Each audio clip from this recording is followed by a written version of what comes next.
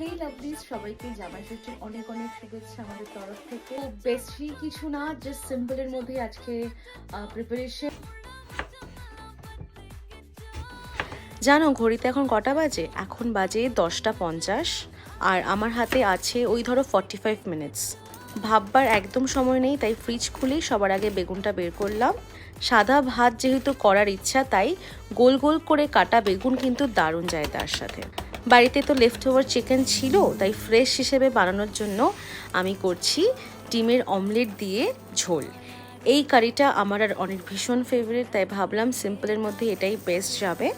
একদম সামান্য মশলা দিয়ে তাড়াতাড়ি করে ওই অ্যারাউন্ড 20 মিনিটসের মধ্যে আমার এগ কারি একদম রেডি।